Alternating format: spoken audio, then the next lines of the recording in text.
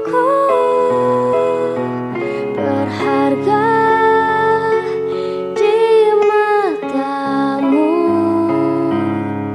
segenap hidupku persembahkan.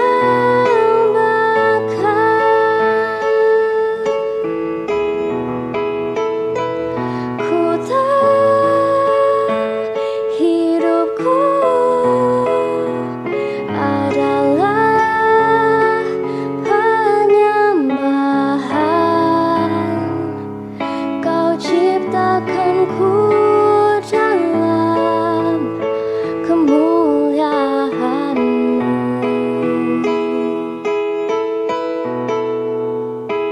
Ku tahu hidupku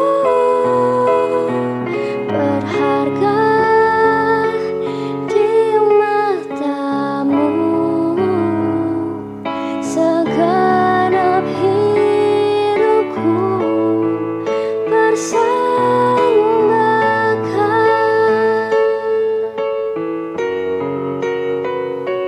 Ku tahu hidupku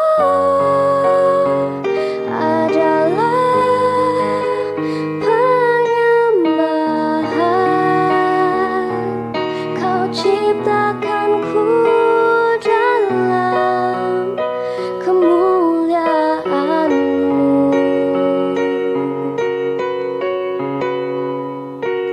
Ku tahu hidupku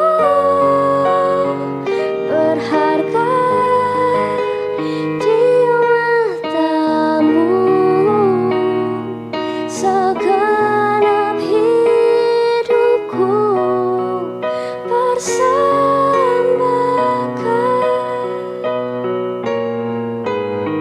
Segenap hidupku persembahkan.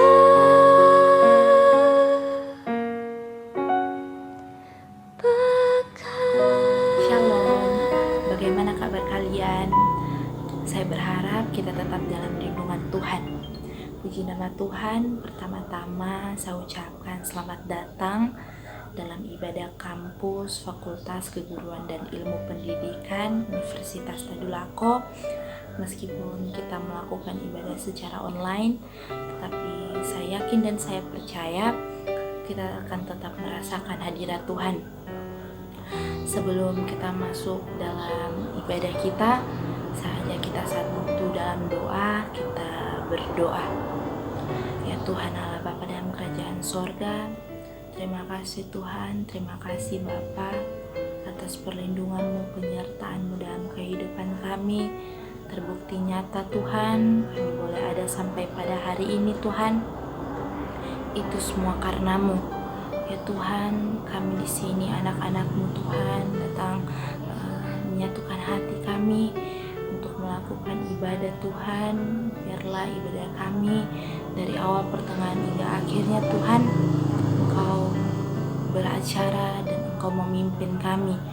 Ya Tuhan Allah Bapa dalam kerajaan sorga, kami berdoa juga Tuhan untuk hamba-Mu, biarlah dia bisa berkata-kata seturut dengan kehendak-Mu. Ibadah kami Tuhan, kami buka hanya di dalam nama Tuhan Yesus Kristus. Haleluya, amin. Tiba saatnya kita akan memuji Tuhan dengan berikan pujian syukur bagi Tuhan dalam Mazmur 23 ayat 1-6. Mazmur 23 ayat 1-6. Tuhan gembalaku yang baik. Mazmur Daud. Tuhan adalah gembalaku, takkan kekurangan aku. Ia membaringkan aku di padang yang berumput hijau. Ia membimbing aku ke air yang tenang. Ia menyegarkan jiwaku. Ia menuntun aku di jalan yang benar oleh karena namanya. Sekalipun aku berjalan dalam lembah kekelaman, aku tidak takut bahaya, sebab Engkau besertaku. Gadamu dan tongkatmu itulah yang menghibur aku. Engkau menyediakan hidangan bagiku di hadapan lawanku. Engkau mengurapi kepalaku dengan minyak. Pialaku penuh melimpah. kebajikan dan kemurahan belaka akan mengikuti aku seumur hidupku, dan aku akan diam dalam rumah Tuhan sepanjang masa. Itulah pujian syukur kita kepada Tuhan. Tiba saatnya kita siapkan hati kita untuk mendengarkan firman Tuhan yang dipimpin oleh Bapak Pendeta Agustin Gusti Parua MTH dengan tema Self Management. Kepada Bapak Pendeta kami persilakan. Shalom, saudara-saudara yang dikasihi dan diberkati oleh Tuhan Yesus Kristus. Saya Pendeta Agustinus de Parua mengajak kita sekalian untuk belajar firman Allah. Namun sebelumnya saya ajak saudara-saudara tunduk kepala dan mari berdoa. Tuhan Yesus Allah yang baik, saat ini kami siap untuk belajar firman-Mu. Karena itu tuntunlah kami oleh Roh-Mu yang kudus untuk dapat mengerti firman Allah yang akan kami baca, kami renungkan, dan terlebih dimampukan oleh Allah untuk dapat menjadi pelaku yang baik akan firman-Mu. Kami serahkan waktu ini sepenuhnya ke dalam tangan-Mu. Di dalam nama Tuhan Yesus kami berdoa. Amin. Tema yang diberikan kepada saya adalah self-management. Apa itu self-management? Self-management atau pengendalian diri adalah upaya maksimal seseorang secara mandiri dan bertanggung jawab memenuhi sebuah tuntutan untuk meraih tujuan yang diharapkan. Jika dihubungkan dengan iman Kristen, maka self-management adalah upaya maksimal secara mandiri dan bertanggung jawab untuk mencapai tujuan Tuhan di dalam kehidupan setiap anak-anaknya. John Maxwell, seorang pakar kepemimpinan, dalam bukunya yang berjudul 21 Hukum Kepemimpinan yang Tak Terbantahkan berkata, seseorang yang memiliki self-management yang baik akan dicirikan dengan sikap yang rela mengesampingkan kesenangan sesaat demi menggapai impian yang besar.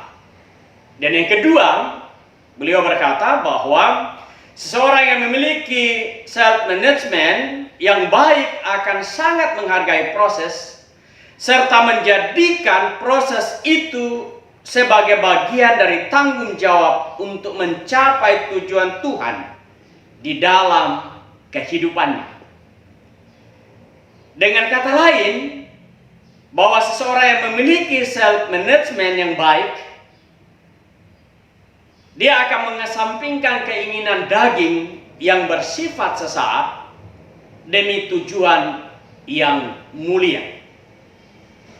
Dan yang kedua adalah, menurut John Maxwell, bahwa orang yang memiliki self-management itu, dia akan menghargai setiap proses dan menjalaninya dengan penuh tanggung jawab.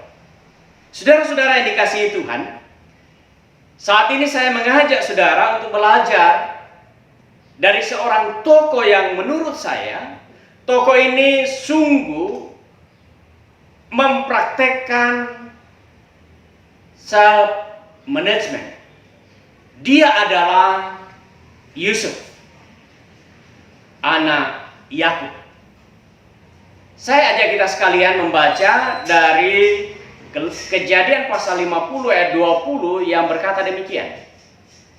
Memang kamu telah mereka-rekakan yang jahat terhadap aku, tapi Allah telah mereka-rekakannya untuk kebaikan dengan maksud melakukan seperti yang terjadi sekarang ini, yakni memelihara hidup satu bangsa yang besar.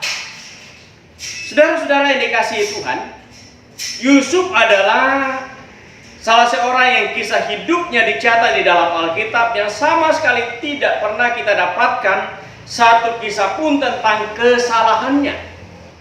Walaupun tentu kita percaya bahwa tidak berarti bahwa Yusuf adalah orang yang sempurna. Dia juga adalah orang berdosa. Tetapi kalau kita lihat kisah hidupnya, pada waktu dia ada di tengah-tengah keluarganya, dia menjadi anak kesayangan. Kita tidak tahu alasan yang mendasar kenapa disebut sebagai anak kesayangan. Kita hanya mendapatkan bahwa dia disayangi oleh Yakub ayahnya oleh karena dia lahir pada waktu usia ayahnya, yakni Yakub dalam usia yang senja. Tetapi ketika kita sampai pada kisah, pada waktu dia menjadi budak di Mesir, tinggal di rumah Potifar, dikatakan bahwa Yusuf itu parasnya elok dan manis sikapnya.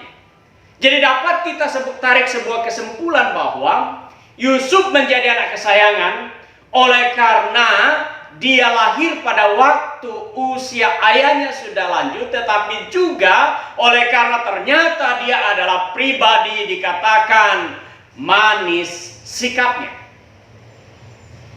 Lalu kita tahu bersama pada waktu dia dijual oleh saudara-saudaranya dan menjadi budak di Mesir dan tinggal di rumah Potifar, dia pun ternyata menjadi budak kesayangan. Sesudah dia dijobloskan ke dalam penjara oleh karena dia difitnah oleh istri Potifar, kita tahu bersama pada waktu dia di penjara pun dia menjadi narapidana yang terbaik. Bahkan ketika menjadi penguasa kedua di Mesir di tengah-tengah bangsa yang tidak mengenal Allah, dia tetap menjadi pemimpin panutan yang didengar oleh seluruh rakyat Mesir. Sebagai anak, dia taat mengasihi orang tua dan mengasihi saudara-saudaranya. Pada waktu dia dijual, dia tidak pernah mengeluh menjalani proses itu.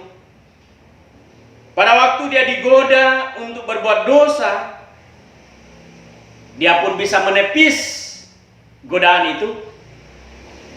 Pada waktu dia diberi jabatan sekalipun, dia tidak menggunakan jabatan itu untuk membalas dendam saudara-saudaranya.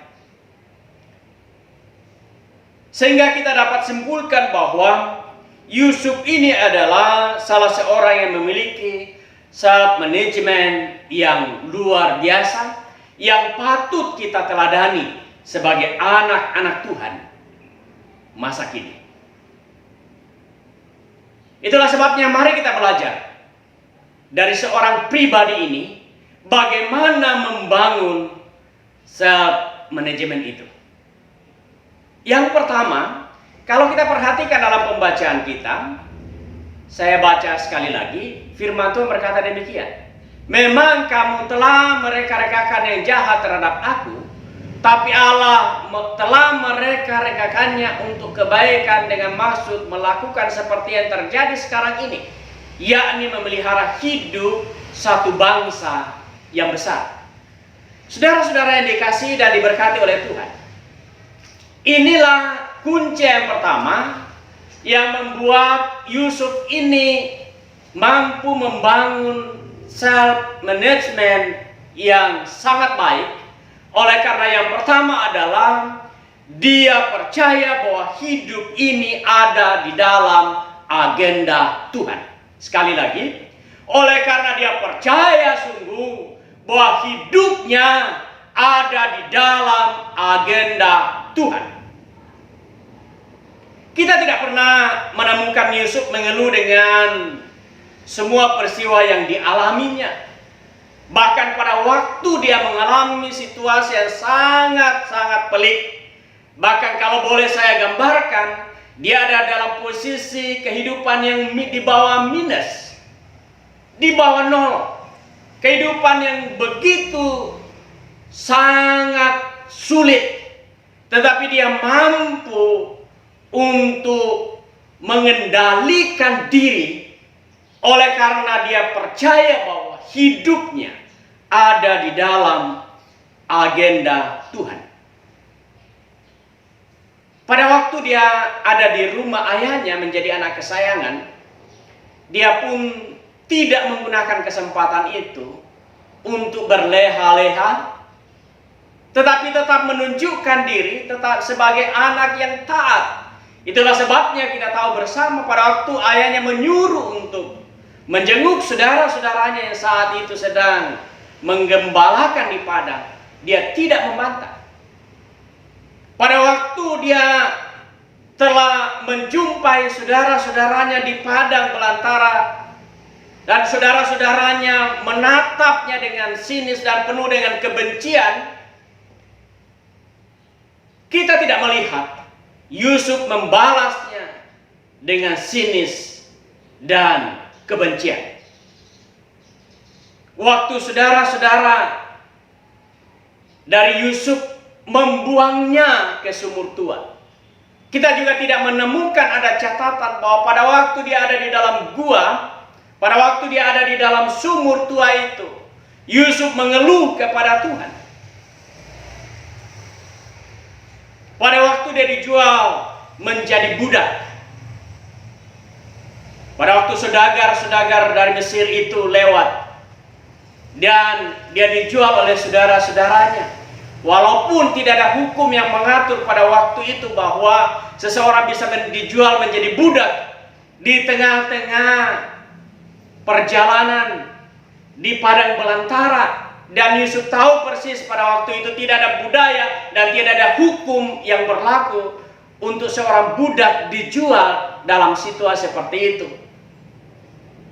Yang ada pada waktu itu adalah ada pasar perbudakan, tapi juga ada orang yang lahir sebagai budak, dan ada orang menjadi budak oleh karena dia tidak mampu membayar utang, atau oleh karena dia lahir sebagai bangsa yang kalah perang. Dan Yusuf tahu persis bahwa apa yang dilakukan oleh saudara-saudaranya bertentangan dengan hukum dan kebiasaan bahkan di Mesir sekalipun pada waktu itu. Tetapi sekali lagi, Yusuf tidak membantah, Yusuf tidak membela diri, dan dia menerima situasi kondisi itu dengan lapang dada. Dan pada waktu dia ada di rumah Potifar, kita tahu bersama bahwa pada akhirnya dia difitnah oleh istri Potifar, dan pada akhirnya dia dijatuhi hukuman dengan dijebloskan ke dalam penjara. Pada waktu itu sesungguhnya tentu Yusuf bisa membela diri. Paling tidak dia bisa berkata, istri Tuhanlah yang menggoda saya dari waktu ke waktu. Sebab Alkitab berkata, dari hari ke hari dia digoda oleh istri Potifar. Tapi sekali lagi, Yusuf tidak melakukan itu. Oleh karena dia tahu semua jalan yang dilewati itu adalah bagian dari proses dari Tuhan untuk membentuk hidupnya, untuk mencapai apa yang Tuhan rancangkan di dalam kehidupannya. Bahkan sampai pada akhirnya ketika dia menjadi penguasa kedua di Mesir, kita bisa berkata pada waktu dia di tengah-tengah saudara-saudaranya, dia menjadi orang lemah, tidak bisa membantah dan tidak bisa membela diri, sehingga dia tidak protes. Kita bisa berkata pada waktu dia ada di rumah Potifar, dia tidak bisa membantah karena dia orang lemah, karena dia sebagai seorang budak. Tapi ketika kita sampai pada kisah hidupnya yang ada di dalam pembacaan kita, pada waktu dia menjadi penguasa kedua di Mesir, dia punya segalanya, dia bisa saja membalas dendam saudara-saudaranya. Tapi sekali lagi dia berkata, memang kamu telah mereka-rekakan yang jahat terhadap aku, tapi Allah telah mereka-rekakannya untuk kebaikan dengan maksud memelihara hidup satu bangsa yang besar. Dari sinilah kita tahu bahwa Yusuf mampu mengendalikan dirinya, oleh karena dia tahu hidupnya ada di dalam agenda Tuhan. Bukankah demikian juga dengan Tuhan Yesus Kristus, Juru Selamat kita? Dia adalah Tuhan, pencipta dan pemilik dunia ini. Tapi dia mau solidar dengan manusia ciptaannya. Dia lahir di kandang domba. Dia ditolak, dihianati, diolok-olok, dihina, bahkan dijatuhi hukuman mati di salib. Tapi dia tidak membalas kepada orang yang mengkhianati, kepada orang yang menolak, kepada orang yang mengolok-olok, kepada orang yang menghina. Dia tidak membalas kepada orang yang menganiaya dan menyalibkan dia. Bahkan dia berkata, ampunilah mereka, sebab mereka tidak tahu apa yang mereka perbuat. Yesus melakukan semua itu. Oleh karena dia sedang mengerjakan misi penyelamatannya bagi dunia. Dia punya agenda khusus bagi umat manusia. Itulah sebabnya dia tidak membalas. Dia ikuti proses itu untuk menggapai tujuan yang mulia, yaitu penyelamatan saudara dan saya ketika dia menebus dosa kita di kayu salib. Saudara-saudara yang dikasihi oleh Tuhan Yesus Kristus, demikian juga masing-masing kita ada di dalam agenda Tuhan. Alkitab berkata, sejak dalam kandungan ibu kita, Allah telah menenun kita. Luar biasa, saudara. Tidak ada yang kebetulan di dalam hidup ini. Saudara dilahirkan sebagai laki-laki atau dilahirkan sebagai seorang perempuan, itu bukan pilihan saudara dan saya. Itu adalah pilihan Tuhan. Bahkan juga ketika Allah membentuk saudara dan saya sebagai laki-laki atau sebagai perempuan, lengkap dengan postur tubuh saudara dan saya, masing-masing punya ciri khas. Itu bukan pilihan saudara dan saya. Bentuk hidung saudara, warna kulit saudara, bahkan jenis rambut saudara, itu bukan pilihan saudara dan saya. Itu adalah pilihan Tuhan. Dan jika itu adalah pilihan Tuhan, itu berarti bahwa itu tidak terjadi secara kebetulan. Semua ada di dalam agenda Tuhan. Saudara dan saya dilahirkan dari keluarga dan suku manapun juga, itu juga bukan pilihan saudara dan saya, tapi adalah pilihan Tuhan. Dan semua itu ada di dalam agenda Tuhan. Sebab tidak ada yang kebetulan. Bahkan menjadi orang Kristen sekalipun, seperti yang kita alami hari ini, menjadi anak-anak Tuhan, itu juga bukan semata karena pilihan saudara dan saya, tapi oleh karena Alkitab berkata dalam Efesus pasal 1 ayat 4-6 berkata begini. Sebab di dalam Dia Allah telah memilih kita sebelum dunia dijadikan, supaya kita kudus dan tak bercacat di hadapannya. Dalam kasih Ia telah menentukan kita dari semula oleh Yesus Kristus untuk menjadi anak-anaknya, sesuai dengan kerelaan kehendaknya, supaya terpujilah kasih karunia-Nya yang mulia yang dikaruniakannya kepada kita di dalam Dia yang dikasihinya. Agenda Tuhan bagi anak-anaknya bukan sekedar supaya saudara dan saya masuk surga. Bukan, saudara. Bahwa kalau kita telah percaya kepada Yesus, kita berkata surga menjadi milik bagian saudara dan saya. Tetapi bukan semata itulah Tuhan menebus saudara dan saya. Tetapi ada agenda lain yang Tuhan inginkan, adalah supaya dikatakan supaya terpujilah kasih karunia-Nya yang mulia. Dengan kata lain, Allah memilih saudara dan saya, Allah menyelamatkan saudara dan saya dengan tujuan bukan sekedar untuk menikmati surga, tetapi juga untuk menjadi puji-pujian bagi kemuliaannya di tengah-tengah dunia ini. Sebab pada waktu saudara dan saya ditempatkan dalam posisi apapun saudara dan saya saat ini, sekali lagi itu tidak terjadi secara kebetulan. Allah ingin saudara dalam posisi itu untuk memuliakan Dia. Saudara sebagai mahasiswa, saudara menjadi mahasiswa dan ada di UNTAD, Fakultas Ilmu Pendidikan, bukanlah terjadi secara kebetulan, tapi Allah punya agenda dalam hidupmu, dan Allah ingin melalui kehidupanmu, melalui posisimu sebagai seorang mahasiswa, engkau bisa memuliakan Dia, engkau bisa menjadi puji-pujian bagi kemuliaannya di tengah-tengah lingkungan di mana saudara dan saya berada. Engkau ada di persekutuan ini, baik engkau sebagai pengurus maupun sebagai anggota. Itu pun tidak terjadi secara kebetulan. Tapi ketika engkau sebagai pengurus, gunakan posisi itu untuk memaksimalkan semua karunia.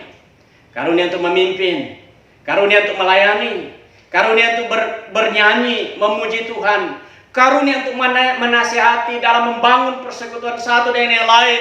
Engkau ditempatkan Tuhan di sana, bukan terjadi secara kebetulan, tetapi supaya saudara dan semua anggota yang terhimpun di sana dapat menjadi puji-pujian bagi kemuliaan Tuhan, dan bukan saja untuk kelompok di persekutuan ini, tetapi juga untuk orang-orang yang ada di sekitar saudara. Gunakanlah posisi saudara, baik saudara sebagai mahasiswa-mahasiswi, saudara sebagai pengurus, saudara sebagai anggota. Gunakan semua posisi yang ada itu untuk memuliakan Tuhan. Yang kedua, bagaimana membangun self management yang baik? Kalau yang pertama adalah kita harus tahu bahwa hidup ini ada di dalam agenda Tuhan.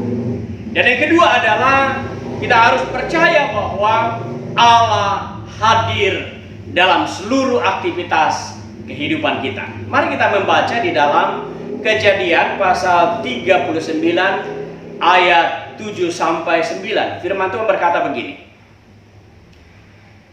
Selang beberapa waktu, istri tuannya memandang Yusuf dengan birahi.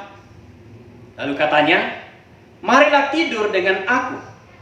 Tapi Yusuf menolak dan berkata kepada istri tuannya itu, "Dengan bantuanku, tuanku tidak lagi mengatur apa-apa yang ada di dalam rumah ini. Dan dia tidak telah menyerahkan segala miliknya pada kekuasaanku. Bahkan di rumah ini ia tidak lebih besar kuasanya daripadaku. Dan tiada yang tidak diserahkannya kepadaku selain daripada engkau, sebab engkau istrinya. Bagaimana mungkin aku melakukan kejahatan yang besar ini dan berbuat dosa terhadap Allah?" Saudara-saudara, menarik sekali dalam bagian ini. Yusuf dikatakan dia berhadapan dengan istri tuannya, yaitu istri Potifar. Dia ada pada posisi yang lemah, berhadapan dengan tuannya yang berkuasa penuh terhadapnya, sebab dia adalah seorang budak. Walaupun dikatakan dari hari ke hari istri tuannya menggoda dia, tapi oleh karena dia tahu hidup ini ada dalam agenda Tuhan, dan dia tahu bahwa Allah hadir, itulah sebabnya dia berani menolak dosa. Walaupun dia sadar posisi yang dipercayakan oleh Potifar menjadi penguasa kedua di istana adalah kepercayaan tuannya. Perihal godaan istri tuannya kepadanya itu pun persoalan bersifat personal. Tapi yang menarik adalah bahwa sekalipun dia tahu bahwa itu semua bersifat pribadi, tetapi dia percaya bahwa Allah hadir dalam setiap aktivitas dan proses kehidupannya.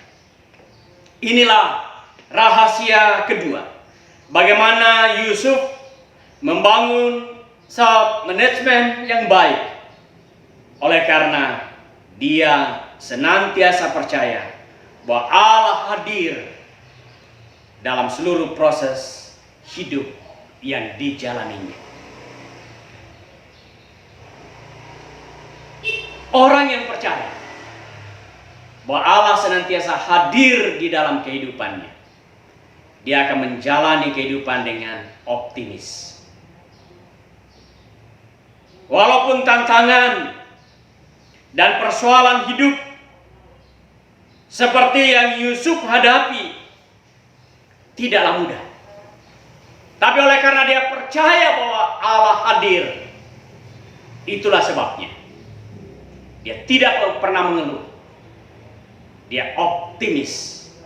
Oleh karena dia tahu bahwa Allah hadir, maka Allah pasti memberi jalan keluar. Allah punya tujuan dan Allah sanggup menolong dia walaupun situasinya sangat berat. Orang yang percaya Allah hadir dalam seluruh proses hidupnya, tentu juga dia dengan berani untuk menolak dosa. Kita perhatikan. Dikatakan sekali lagi, dari hari ke hari istri tuannya menggoda dia, tapi dia mampu menolak dosa oleh karena dia tahu, walaupun tuannya tidak ada, walaupun Potifar tidak ada, tetapi dia tahu persis bahwa Allah hadir pada waktu istri tuannya sedang menggoda dia. Oleh karena dia tahu Allah hadir di dalam kehidupannya, itulah sebabnya dia berani menolak dosa, dan bahkan dikatakan dia lari meninggalkan istri tuannya. Dan ini juga pelajaran praktis yang penting untuk kita teladani. Jika saudara tahu saat di mana saudara ada, lingkungan di mana saudara tinggal, orang-orang di mana saudara bergaul, saudara tahu bahwa kecenderungannya adalah melakukan dosa dan dosa, maka cara yang terbaik untuk lepas dari situasi itu adalah lari, tinggalkan lingkungan itu dan datanglah kepada Allah. Walaupun tentu mungkin untuk seketika saya akan tidak menyelesaikan persoalan, tapi paling tidak pada waktu engkau tinggalkan lingkungan itu, engkau bisa keluar dari dosa dan kejahatan itu. Orang yang percaya Allah hadir dalam seluruh proses hidupnya juga tentu percaya bahwa Allah pasti memberkati.